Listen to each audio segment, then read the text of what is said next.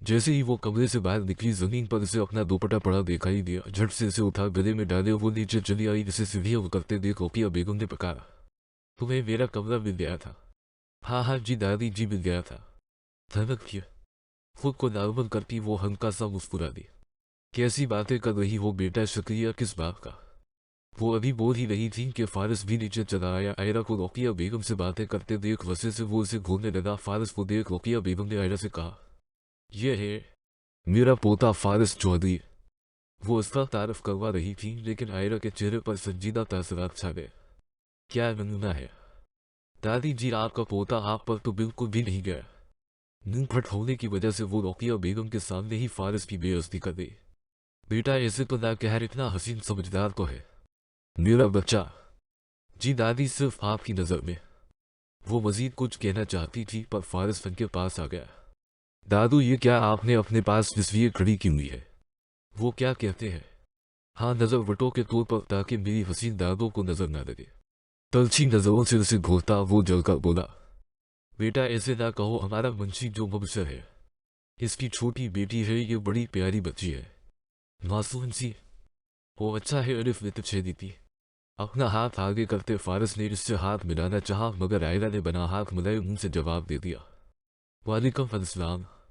रविया डूबा देकर, एहसान क्या इसने, कितनी प्यारी बच्ची है बेटा ये। अब वो तेरे अमेरिका में रहने वाली लड़कियों की तरह तो है नहीं बेशरम बेबाक, बल्कि पाकिस्तान की बहुत शरीफ प्यारी सुलझी हुई बच्ची है। रोकिया बेगम तो मुसलसल तस्वीर तारीफों के पल बांधने में मसरूफ थी। वो के दादो बस करे तारीफें करना और कोई काम नहीं किया। हाँ चलो बेटा, मैं तुम्हें सबसे मिलवाऊं। इसे बेजार होते देख रोकिया बेगम फारिस को लिए अपने रिश्तेदारों से मुलाकात करवाने लगे। आयरा भी जूलिया और नजमा बेगम के पास चली गई। दावत खत्म हुई तो वो वापस घर जाने लगी, लेकिन हसरत भरी निगाहों से इसी घर की तरफ देख रही थी। दादी जी का पोता भी देखो कैसा नंगा बदतमीज है। काश अच्छा शरीफ सा लड़का होता, मेरा ख्वाबों का शहजादा, तब मैं इसी से शादी कर यहीं पर ही रह लेती। दिल ही दिल में वो खुद से मुखातब थी। अब चलो आयरा, घर चले। हाँ बाबा चले। आखिर वो सभी गाड़ी में बैठ वापस अपने घर की जानिब जाने लगे। रात का वक्त था। वो अपने रूम में बैठा, अचानक ही हंस पड़ा। आयरा की बातें उसकी खुशी की वजह बन रही थी। वो थी भी तो बहुत फनी, पर जैसे जैसे वो उसकी सभी बातों को सोच रहा था, खुद के अंदर आयरा के लिए अजीब सा महसूस करने लगा। आज क्या करने वाला था यार, तो सिर्फ भरोसा का है। तेरे जिस्म वो हर चीज पर सिर्फ और सिर्फ भरोसा का ही हक है। आज तो क्या करने वाला था?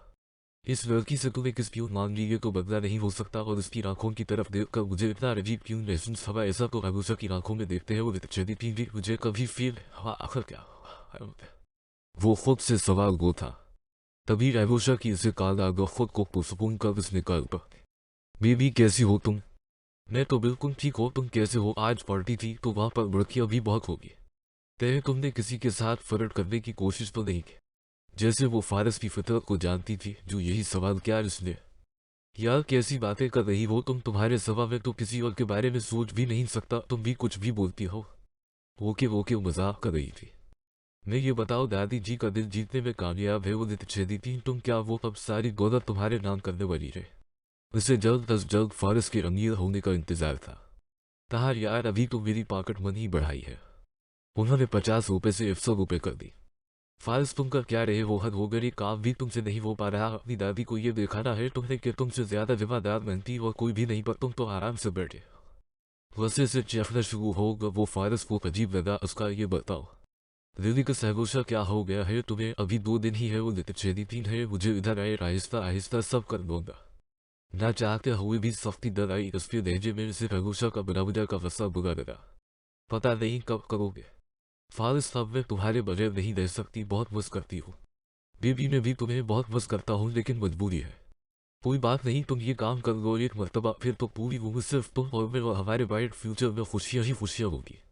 ओके बेबी, मांग बता रही है, मुझे सो जाना होगा। पर यार बात तो सुनो। वो उसे रोकने लगा, लेकिन महबूशा ने कान काट दिया। यार बामुश्किल एक मरतबा तो दिन में बात होती है, लेकिन वो भी आधी अधूरी। चल फारिस, अब तो सो जा।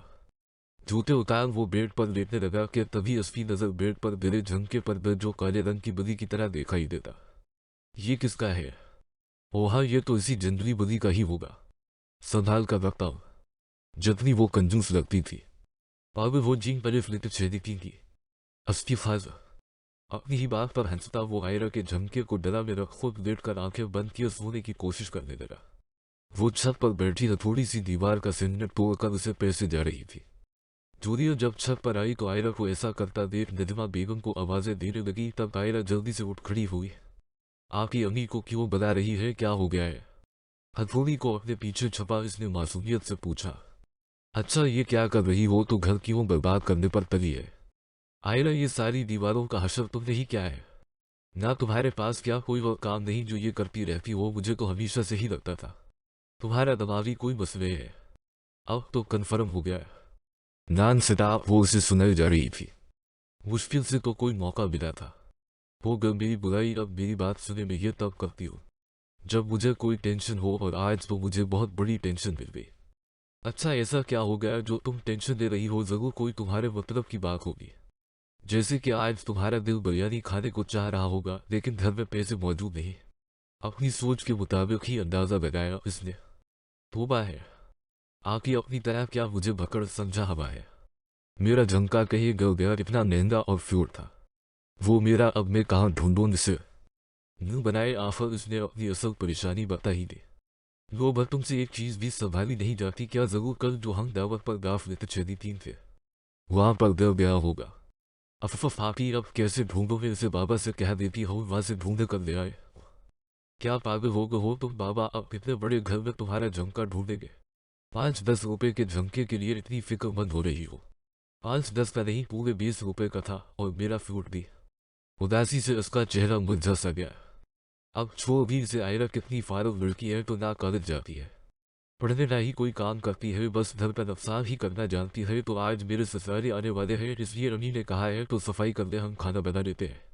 आप ही वो कब नहीं लाते और कोई काम नहीं है क्या उन्हें? उसे बुरे रखते थे वो लोग जो हर दूसरे दिन फातर को मदारत करवाने चले आते। आज अम्मी बात कर लेंगी मेरी शादी की, बस फिर हो जाना तो खुश। शक्र है शादी का खाना खाने को नसीब हो, जीन पर लेते चली पींदा। सुबह ही कर दिए अम्मी आपकी शादी। सिर्फ खाने की खातर वो जूलिया की शादी पर जोर दे रही थी। कितनी बदतमीज लड़की हो तुम, शादी का खाना खाने की पड़ी है। ये नहीं मैं इस घर से चली जाऊंगी। नहीं नहीं राफी, मुझे आपकी भी फिक्र है कि जब तुम चली जाओगी तब मेरा क्या होगा? फिर इस घर का काम कौन करेगा? अपनी ही फिक्र करती वो जूलिया से बोली। वक्त तमीज बहुत खुद गर्ज हो तुम, अब नीचे दफा हो जाओ काम करने। अच्छा ना आती हो, और ये बात अम्मी को ना बताना मैं क्या कर रही थी इधर, वरना अम्मी तो जान ले लेगी। अच्छा ठीक है, लेकिन फिर आज ज्यादा काम तुझे करना होगा। ठीक है कर दूंगी। तरछी नजरों से उसे घूरती वो हथौड़ी छुपा नीचे जाकर घर का काम करने लगी।